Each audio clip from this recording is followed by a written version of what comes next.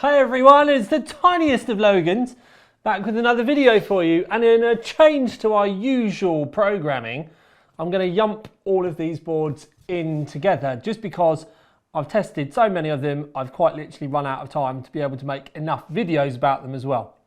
So there are going to be a lot of links underneath to the OC3D website where you can see every single one of these boards in an individual review, other than the two Strixes because I kind of yomped those in together. But in this, we're going to skim over like a minor preview for each one of the boards, but then you're going to get review data and performance and overclocking and all of that kind of pizzazz for all of them as well. But then it also does give me a good chance to give you my thoughts and a bit of an overview about the different boards in this range and us to do something slightly different, which is effectively having a good old discussion about what might be best. Should you spend loads of money? And is the £280 Aorus Master really going to be worth the extra wedge?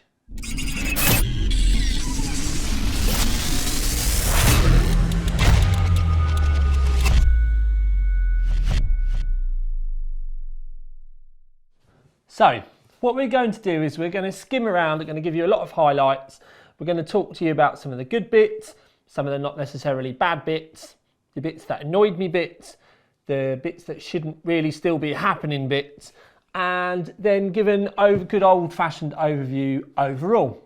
Now, the surprising one out of all of them, and it has been something that has caused a lot of comments in a lot of the videos that I've done, is about the Master. But what I will say is the Master and the Pro, I have done a dedicated video for them as a preview, giving you loads of information about the VRMs and the way that the PCI Express breaks down and all of that sort of stuff. So that is definitely worth going to have a look. But the reason why the Master kind of like kicked off a lot of comments is the fact that it's quite expensive, being 280 quid. Now, one of the things I will say is, yes, it is expensive and it does come with some of the bandwidth limitations of B550. Now, when I say bandwidth limitations, what I do mean by that is the amount of connectivity that you've got and the amount of PCI Express lanes that are available. The fact that it's not X570 does mean that, you know, they've cut some corners somewhere. The interconnect between the chipset on all the boards is PCI Express 3, and the only place that you're going to get PCI Express 4 is going to be direct from the CPU. So that normally means you've got a 16 times graphics card slot and then an NVMe 4 times slot, and that's the bulk of your possible PCI Express 4. Then the way that all the boards then kind of like split it down is the reason why you need to look at the block diagrams. But the ball and normally what you end up with is one NVMe that's PCI Express 4, one NVMe that's PCI Express 3. Unless it is the Master and they're all PCI Express 4, and that's where it does get even more complicated. And it's one of the things, I don't want to start with a negative, but it is one of the negative points on that board. But it has a 16 phase controller and it has 16 70 amp MOSFETs on it, which is rather redonkulous, to be fair. With the Pro, it's a 6-phase controller and then it's doubled up. And you have 12 plus 2, so you've got 12 phases for the CPU, and they're all 50 amps as well. Now, with the Master, I've done, like I said, I have covered this in the preview, and it's well worth going to have a look. But effectively what happens is there are 3 NVMe slots on them, and they all go into the CPU, which means if you use more than one NVMe, your graphics card then gets cut down to 8 times lanes. Now, we don't have any graphics cards at the moment. That's really going to cause a problem too, which is something we do need to kind of strike home. But it doesn't have an NVMe on there, which just uses PCI Express 3, and all of the other boards do. And it's something that I think they've missed a bit of a trick with that, because it kind of needed one, because then you still clearly had a way to have 2 NVMe drives without any possible PCI Express limitations on your graphics card. Now, like I said, at the moment that's not too much of a problem, but with what is effectively the flagship board, I think it's a trick that they've missed. Sure, it's really nice that you can have 3 drives in there and they all get PCI Express 4 bandwidth, but like I said, You know, really what we needed to do is then yump 2080 Ti in there and be running all of the benchmarks all at the same time. And it's probably not going to be so much of an issue, but it's something that we do need to bring up. I personally preferred the way that the B550 Pro was laid out with the PCI Express, and I think that might have been a better way for them to have gone, but kept the bomb-proof VRMs. Now, believe it or not, the Strixes are normally very, very similar, but with this, they're not. So with the E, you get 14 plus 2 VRMs, and they don't really tell us a lot about the VRMs, and we rely on Asus giving us paperwork to tell us what's going on, and they don't even tell us an amperage rating on them, which was a little bit of a letdown, to be fair. And then the Strix F had 12 plus 2. So you get a little bit of a cut. The other thing with the PCI Express on the E, if you have a look, you can see quite clearly that 2 of the PCI Express 16 slots have metal shielding around them. And then effectively what that means is both of those then go into the CPU. And if you put a second graphics card in, it then means they share the 16 lanes and they get 8 each. Whereas with the F, there is no metal shielding on the 16 times lane further down, and that's because it's wired into the chipset. And if you are interested in these, then you can go and have a look at the other video, which I will link underneath and I'll make pop up, because there is loads more info over there. I made like a 15-20 minute video just comparing these two boards. But the other thing that kind of makes these two boards stand out, and I have to pick my words very carefully because otherwise there is going to be a lot of headaches for me after the video goes live, is that the E, we have VRM temperatures visible not only in hardware info, but there was it wasn't named, but it was in hardware monitor as well. It was visible in the BIOS too. With the Strix F, there was nothing. And I got my little, and I mean like nothing anywhere. I got my hairdryer out and warmed the VRM area up, and we had no spiking of temperatures or anything like that. So none of the thermal probes were actually enabled. And that was when I was using the very latest beta for hardware info. So then I went and did something I don't normally do because I don't like installing it, and that was install AI Suite bloatware. And then AI Suite literally did not have any reference to VRMs for the F either, did for the E. And to make matters worse, the cheaper one, the Tough, didn't have any VRM temps either. Now I say the cheaper one because obviously it is smaller, but the thing is what I ended up doing was getting an infrared probe and probing it around the board to try and find the hottest bit. And admittedly, there was, you know, an increase in temperatures, but not by any astronomical amount. Even the heat sinks themselves didn't particularly get warm. And when we get to the performance data later on as well, I used the 3900X for all of these, which is okay. There is the 3950, but that's a very expensive CPU to have put in any of these boards. So I kept it kind of sensible, but also because I used the 3900X in all the X570 reviews, which means we can compare all the data. And when the graphs come up later, you will see why. And they didn't get hot. So I've now got to the point that if it's not in any of the aftermarket software, Asus used to say to me, oh yeah, it's because it's too new, it'll be later on, it's not our fault. But it's also not in their software, and it's also not in the BIOS, except on the E. And on the E, it's in the BIOS, it's in their software, and it's in the aftermarket software. So it is possible for them to get this stuff done before launch. It's just a shame that, as far as I'm concerned now, they're now hiding it on the F and on the Tough.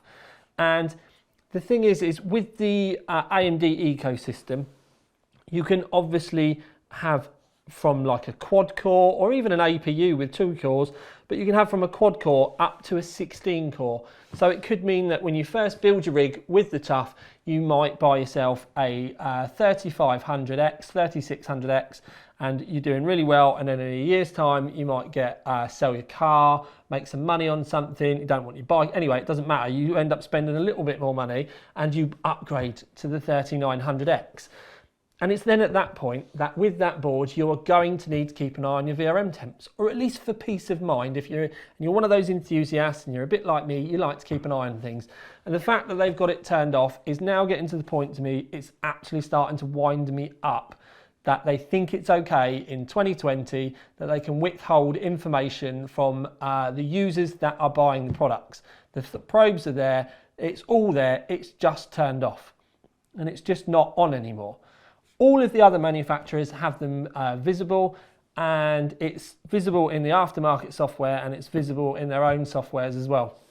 So now's the time, Asus, for the love of God, grow up and just sort it out, because it's getting daft now, because there is nothing wrong with these products. It's almost like you're hiding the temperatures because they're too hot, and they're really not. But I should be able to tell them what the temperatures are, and people that buy them should be able to keep an eye on them for their own peace of mind's sake.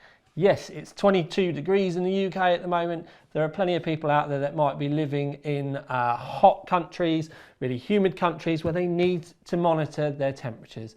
It should be something that they should be able to do, and it should be something that's turned on before the major wave of reviews go out, when you don't want people talking about it, or at least that's the way it appears.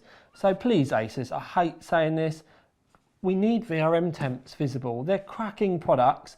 You're not giving anyone a chance to be able to say what they are. Sure, at the moment, I'll be completely honest, Gigabyte have gone from having the worst VRMs to quite literally the best VRMs in this entire stack. Even the ITX one up there, it's only got 6 phases.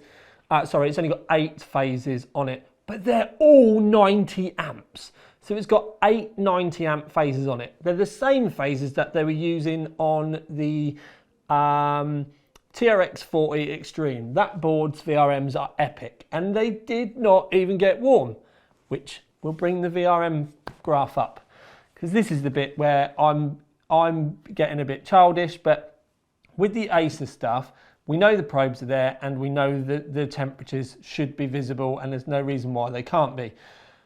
So the fact I can't see them, I've just put them all to 150 degrees. We've been through this before, which is why you can see the X570 Extreme or X570E Strix is down the bottom as well. So don't confuse X570 and B550.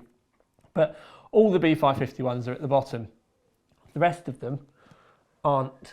And so the other thing, the difference between these are going to be how the manufacturers then decide to lay out things like PCI Express 3 Gen 2, PCI Express 3 Gen 1, how many USB 2s you get, the SATAs and all of that sort of thing. And they've all gone about it in a slightly different way, but not necessarily a particularly bad way either. Now the two MSIs at the end, I would say that they are cracking entry-level products. You've got an M80X there, which you're probably going to find ends up going in a lot of the lower builds, sort of thing that you're going to end up with an SI. Same with the TUF.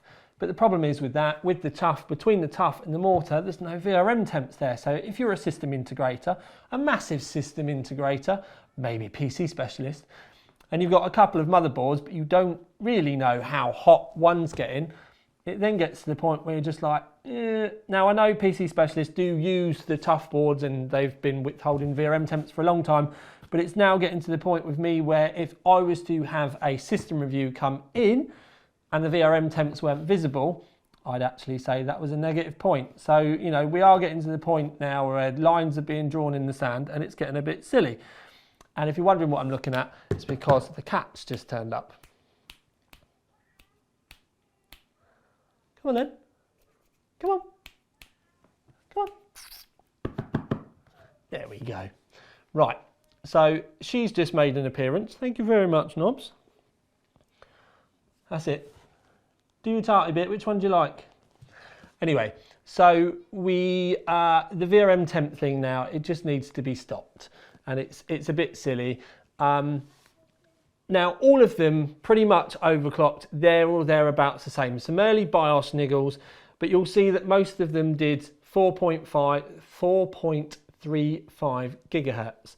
And that included all of them. The TUF ITX 4.4, the Extreme 4.4, and the others were 4.35. So some of them, it was a real finicky one. I will say though that the Master was probably, out of all of them, for trying to get things stable, was the most difficult. The BIOS definitely needs a little bit of tuning there, and also in reality the load line calibration could actually be tripped up. It seemed to have a weird glitch around 1.35 volts, where if you had it at 1.35 volts, it was quite happy to go up to 1.37, but then still would dip to 1.32. That was lucky knobs. That nearly fell on you.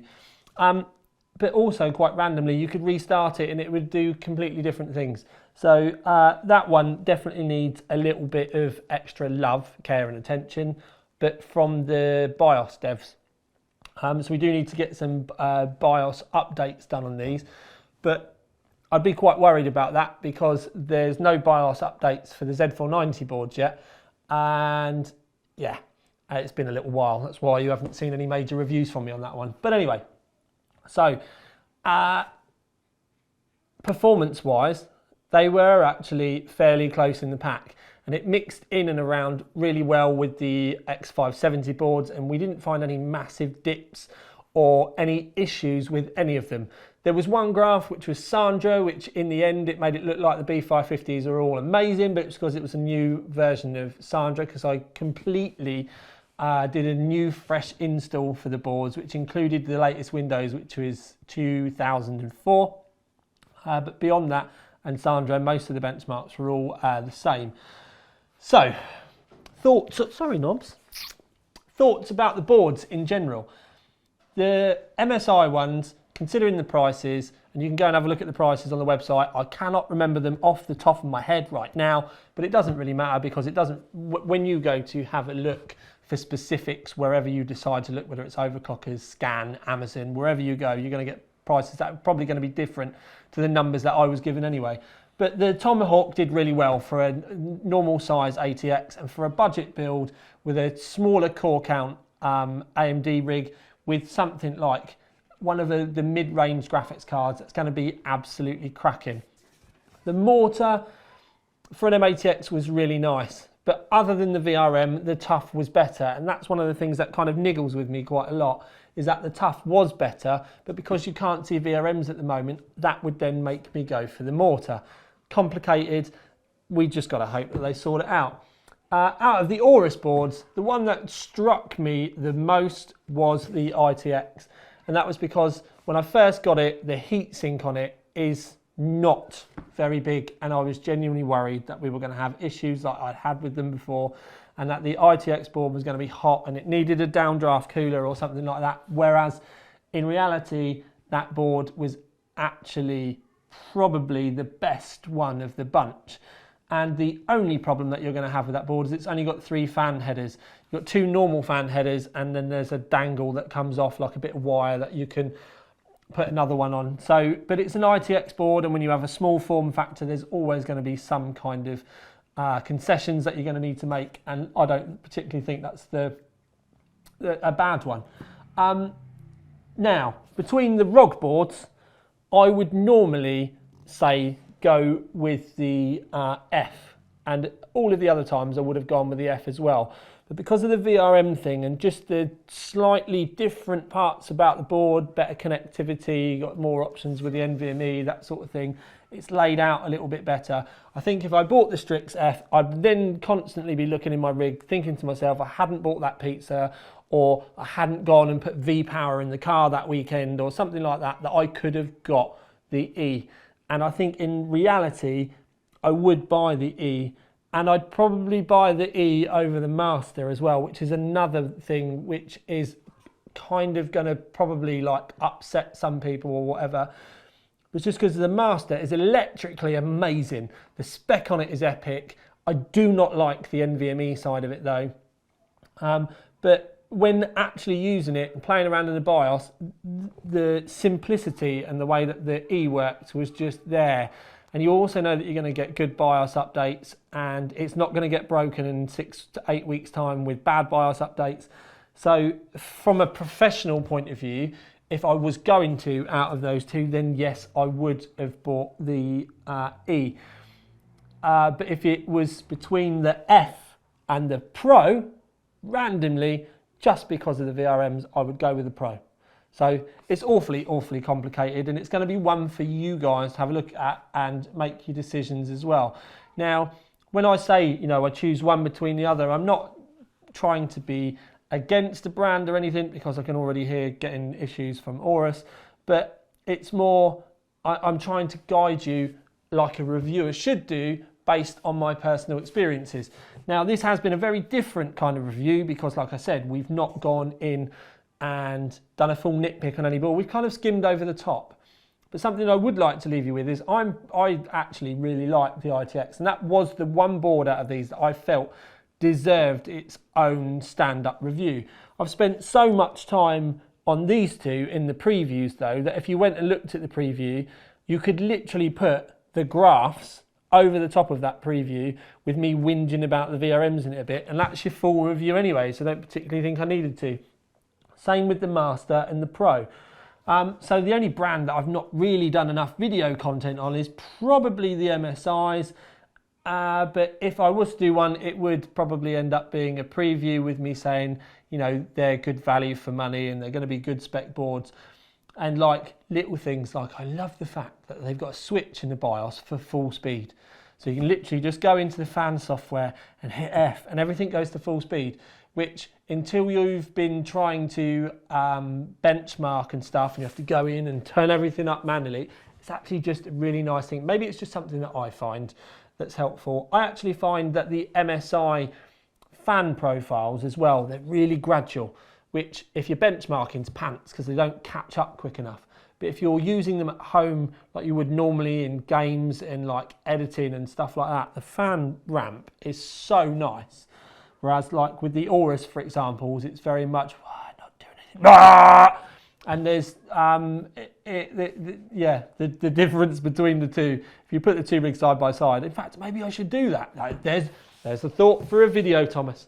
Anyway, so I know this has been a very different and random video, but it was in reality the best and most in-depth content I could put out while covering all of them in the time frame that was allowed. I'd like to know your thoughts about it underneath, both good, bad or ugly, don't mind. We can discuss that completely. And also, if you think I should spend any more time with the B550 boards doing dedicated stuff. So, I'm going to love you and leave you. This has been the tiniest of Logans. So, just to recap, boards that I like. The ITX board I absolutely love. That is outstanding how far Gigabyte have come. I used to literally hate myself when not hate myself, but it was a difficult time when I reviewed some of their boards in the past, and they've done so much to the VRMs now that they genuinely deserve a tip of the cap. And I have said it and I'll say it again, out of all of these boards, the VRMs are the best on the Aorus ones. Then with the Asus ones, nitpicking VRMs, don't like the fact that it's not there. I prefer the E over the F, just spend that little extra bit of money. And then the MSIs at the end, great. I want to say budget, but I don't want to use the word cheap. But if you're on a strict budget and you're trying to do something, the MSIs are genuinely not going to let you down. And my recent experience with MSI has been, because I talk to their HQ and their BIOS developers and stuff all the time, especially pre-launch, they have been on point getting any issues sorted, to the point where they are quite literally leaving Gigabyte in the cold. And I actually think that Asus should be a bit worried about how much time and effort the BIOS engineers are putting into those boards. There's always going to be like a few little niggly problems, and you are going to come up to the limitations of specific hardware. And the MSIs, like actual things on the motherboard, are always going to be slightly lacking compared to some of these. but it's because they're built so that they're not stupidly expensive. So you can't have an Aorus Master at a B550 mortar kind of price. So, you know, it's horses for courses, but they definitely win masses of respect from me recently because they've come a long way from where they used to be. So I'm just going to take these down now because they are going to end up on the floor. That video ended up a lot longer than it should have been, but probably because I spent a lot of time whinging about missing VRM temps. But for now, at least, I probably just deafened a lot of microphone users. This has been the tiniest one. Please remember, comment, like, all that sort of stuff underneath. Share with your friends, share with your family. Let your cat watch it. They might like knobs. But for now, at least, this has been the tiniest one. Out. Ding. Love you, sis.